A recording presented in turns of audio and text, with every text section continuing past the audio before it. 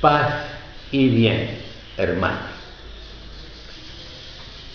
Estamos de lleno deseando que llegue la celebración de San Francisco. Han pasado 800 años y su figura es fresca, atrayente. No se cansa uno de admirarla.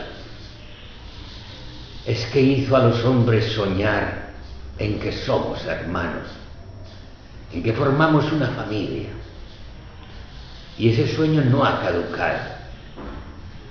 Nos hace soñar también en una naturaleza reconciliada con el hombre, porque éste la ultraja, la explota, la mancha, la contamina.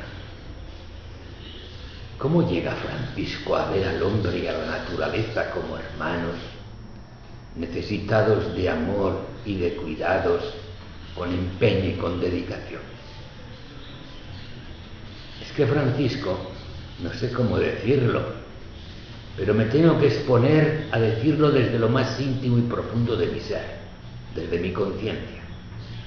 Francisco descubrió a Dios, o mejor, se encontró con Él, experimentó su amor, y aquí está la fuente de nueva vida. Al morir nos lo dejó escrito en el testamento que dictó. Dice: cuando yo andaba en pecado, yo no podía ver un leproso, pero el Señor me llevó donde ellos, usé de misericordia con ellos y sentí una felicidad inmensa. Y recalco, el Señor me llevó entre ellos. Me doy cuenta que Francisco pasó una juventud olvidado de Dios, viviendo como si Dios no existiera, metido de lleno en el negocio de su padre, importador de telas de lujo, de damascos y escarlatas, ambicioso de glorias y grandezas, también agraciado con un temperamento envidiable, alegre, abierto, emprendedor, dadivoso, generoso, digno de ser admirado y envidiado por su modo de ser y por sus riquezas.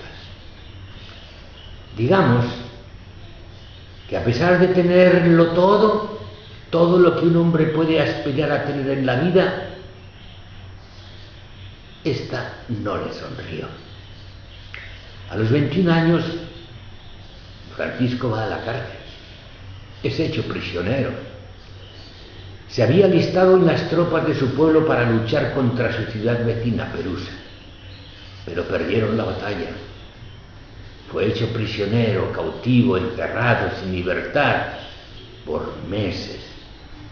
Y esperando que se llegue a un acuerdo, haya el correspondiente rescate.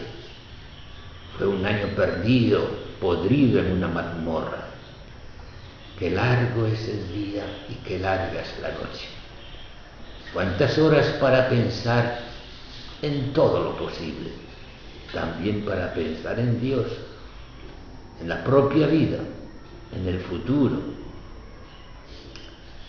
Salido de la cárcel, se le declara una enfermedad de los pulmones, una enfermedad larga de curar que necesita reposo.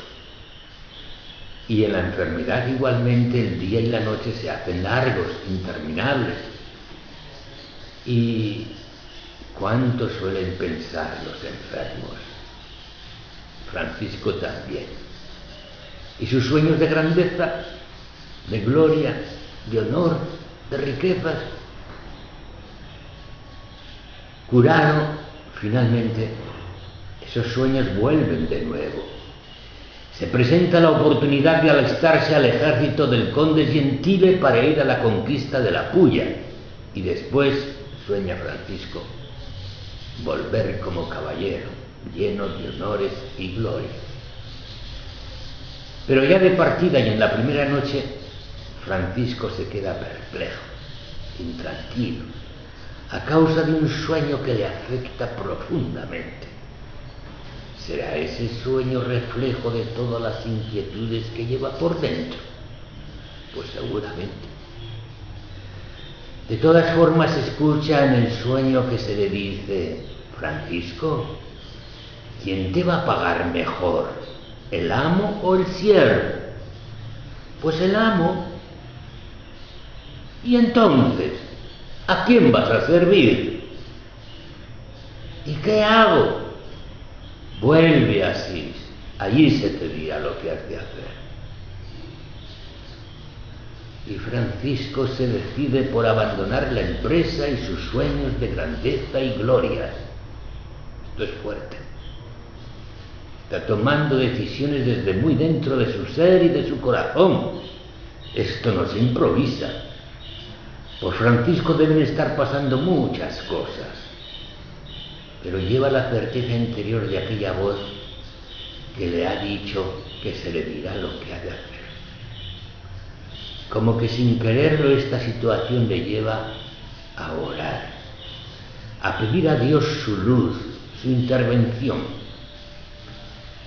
Francisco conecta con su oración en la cárcel, con su oración en la enfermedad, pero ahora la cosa es diferente. Con plena salud está renunciando a su futuro de gloria y honores. Necesita orar, necesita luz. A los días, sus amigos le hacen una propuesta: organizar una fiesta, pero a su costa, como es costumbre local, y Francisco la acepta. Después de la comilona, y ya por las calles de Asís, Francisco se va quedando rezagado, solo, meditabundo, cosa que extraña a sus amigos y que acercándosele a él le preguntan: ¿pero qué te pasa, Francisco? ¿En qué estás pensando? Quizás estás pensando en casarte. Francisco les sigue la broma y les dice: estar soñando en la mujer más hermosa jamás pensada y que la va a poseer. Francisco ya no es el mismo. Está cambiando a ojos vista. Le gusta desaparecer y en secreto entregarse a la oración, pidiéndole a Dios su luz. Tenemos una oración de Francisco que dice: oh alto y glorioso Dios, ilumina las tinieblas de mi corazón, dame fe recta. Exacto. Francisco está en tinieblas. Pero su temperamento no cambia y los pobres lo notan, pues Francisco se ha vuelto más dadivoso con ellos, hasta los busca para darles limosna. No olvidará aquella ocasión en que con caras destempladas negó la limosna en su comercio a uno que se la pidió por amor de Dios. Aquello le fue muy amargo y ya se hizo el propósito de nunca más negar una limosna a un pobre que se la pidiera.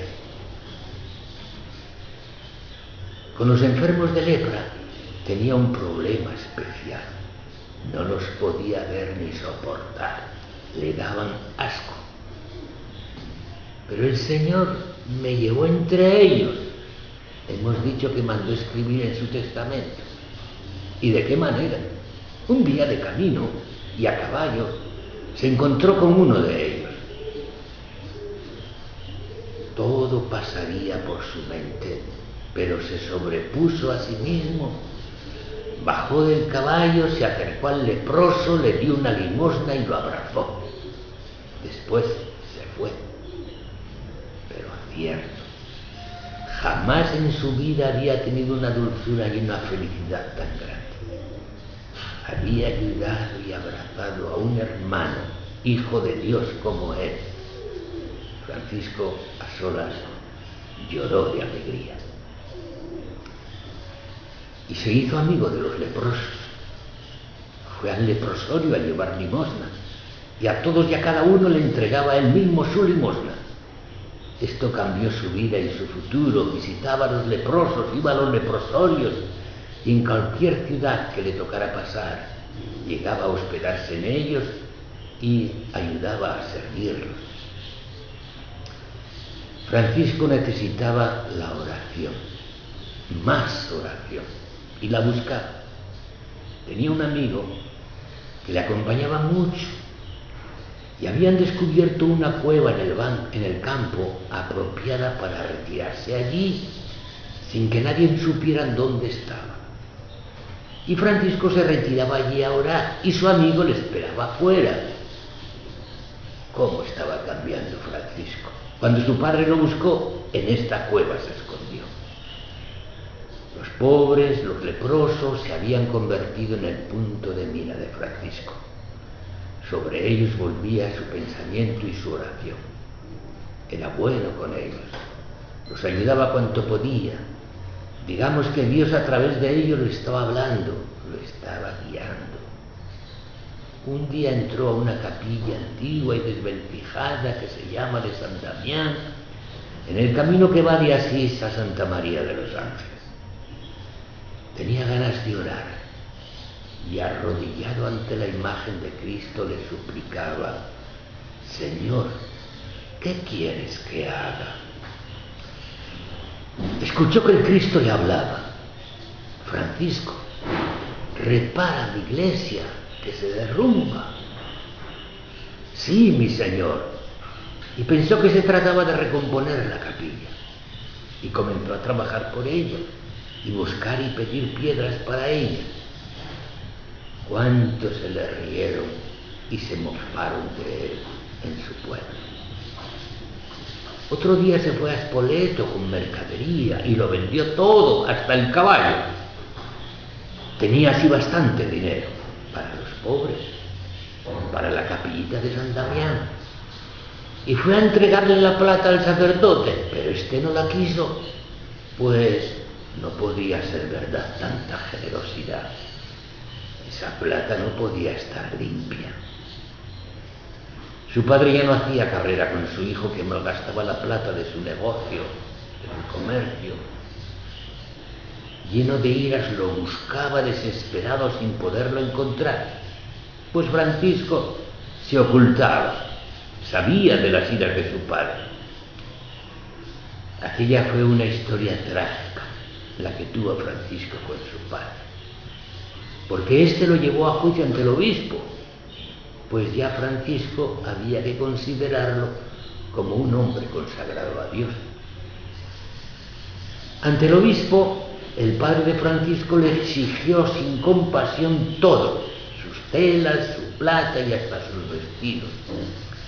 No es fácil narrar todo esto. Francisco, callado, desapareciendo y volviendo, se presentó con sus vestidos en la mano, con todo lo que tenía, pero completamente desnudo, para decirle a su padre: tómalo, todo es tuyo. De ahora en adelante, mi padre es mi Padre del cielo. El obispo lo cubrió con su capa a su amigo Francisco.